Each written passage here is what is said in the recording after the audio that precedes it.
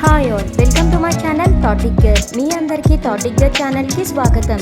ఈ ఛానల్ మీకు పురాతన దేవాలయాలు, పురాణాలు మరియు పవిత్ర గ్రంథాలు, హిందూ ఆచారాలు, పండుగలు, పర్వదినాల గురించి, ఈ ఆచారాల వెనుక దాగి ఉన్న పరమార్థాన్ని తెలియజేస్తుంది. అంతేకాకుండా టీటీడీ మరియు ఇతర దేవాలయాలకు సంబంధించిన కంప్లీట్ లేటెస్ట్ ఇన్ఫర్మేషన్ని అందిస్తుంది. నర్మదా నది పుష్కరాలు ఎప్పటి నుంచి ఎప్పటి వరకు, అసలు ఈ పుష్కరాల యొక్క ప్రాముఖ్యత, విశిష్టత ఏమిటో ఈరోజు వీడియోలో తెలుసుకుందాము. పుష్కరాలు వెనుక ఉన్న పురాణ గాథ ఏమిటో ముందుగా తెలుసుకుందాము. పూర్వం తుందిలుడనే ధర్మాత్ముడు ధర్మబద్ధమైన జీవితం గడుపుతూ పరమేశ్వరుడు గురించి తపమాచరించి ఈశ్వరుణ్ణి ప్రత్యక్షం చేసుకున్నాడు. ఈశ్వరుడు తుందిలునితో ఏ వరం కావాలో కోరుకోమని అడిగాడు. తుందిలుడు ఈశ్వరునితో తనకు శాశ్వతంగా ఈశ్వరునిలో స్థానం కావాలి అని కోరుకున్నాడు. ఈశ్వరుడు సంతోషించి తన అష్టమూర్తులలో ఒకటైన జలమూర్తిలో అతనికి శాశ్వతంగా స్థానం ఇచ్చాడు. ఈ వరం కారణంగా తుందిలుడు 3.5 కోట్ల పుష్కర తీర్థాలకు అధికారి అయ్యాడు. ఇలా సకల జీవరాశిని పోషించగల శక్తి ఆయనకి మాత్రమే లభించింది. పోషించే శక్తిని సంస్కృతంలో పుష్కరం అంటారు. అలా తుందిలుడు పుష్కరుడయ్యాడు. కొంతకాలం తర్వాత సృష్టికర్త అయిన బ్రహ్మదేవునికి సృష్టి చేయవలసిన అవసరం ఏర్పడినప్పుడు జలంతో అవసరం ఏర్పడి జలం కోసం ఈశ్వరుడు గురించి తపమాచరించి ఈశ్వరుణ్ణి ప్రత్యక్షం చేసుకొని జల సామ్రాజ్యానికి చక్రవర్తి అయిన పుష్కరుడిని తనకి ఇవ్వమని కోరాడు. ఈశ్వరుడు అందుకు అంగీకారం తెలపగానే పుష్కరుడు బ్రహ్మదేవుని కమండలంలోకి ప్రవేశించాడు. బ్రహ్మకార్యం పూర్తయిన తర్వాత ప్రాణులను బ్రతికించే ధర్మము నెరవేర్చడానికి బృహస్పతి ప్రాణులకు జీవాధారమైన జలం కావాలని బ్రహ్మదేవుణ్ణి ప్రార్థించాడు. దేవగురువు బృహస్పతి కోరిన కోరికను బ్రహ్మదేవుడు మన్నించాడు. కానీ పుష్కరుడు తాను బ్రహ్మదేవుణ్ణి వదిలి వెళ్ళనని చెప్పాడు.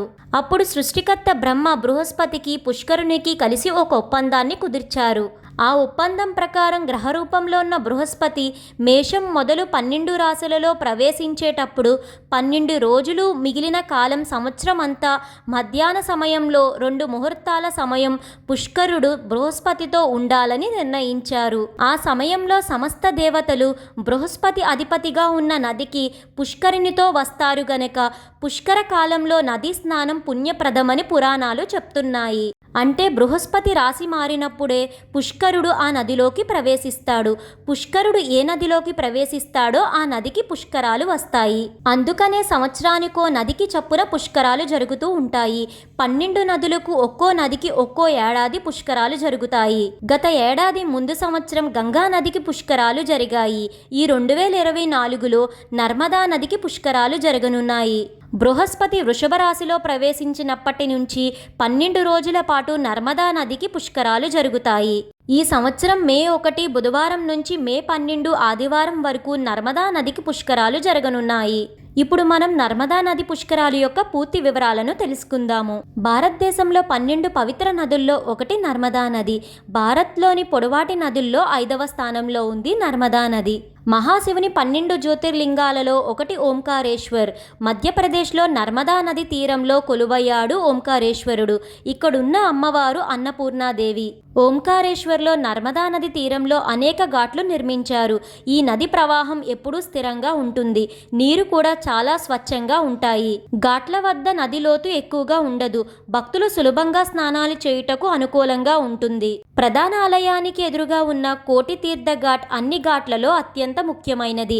ఈ ఘాట్లో స్నానమాచరిస్తే కోటి తీర్థయాత్రల పుణ్యఫలం లభిస్తుందని అంటారు. నర్మదా నది తీరంలో తపస్సు, గంగా నదిలో మరణం, కురుక్షేత్రంలో దానము విశేష ఫలమని చెప్తారు. నర్మదా నది పుష్కరాలకు సంబంధించిన ఆలయాలను ఇప్పుడు చూద్దాము.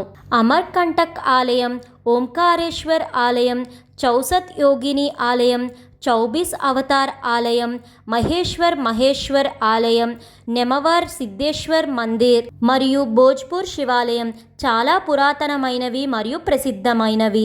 ఈ నర్మదా నది ఘాట్ల విషయానికి వస్తే చక్రతీర్థ్ ఘాట్, గౌముఖ్ ఘాట్, బైరోన్ ఘాట్, కేవల్ రామ్ ఘాట్, నగర్ ఘాట్, బ్రహ్మపురి ఘాట్, సంగం ఘాట్, అభయ్ ఘాట్, కోటి తీర్థ ఘాట్. ఈ ఘాట్ల అన్నిటిలో ముఖ్యమైనది కోటి తీర్థ ఘాట్గా భావిస్తారు. ఈ పుష్కర సమయంలో నదీ స్నానం, దానం, పిండ ప్రదానం ముఖ్యమైనవి.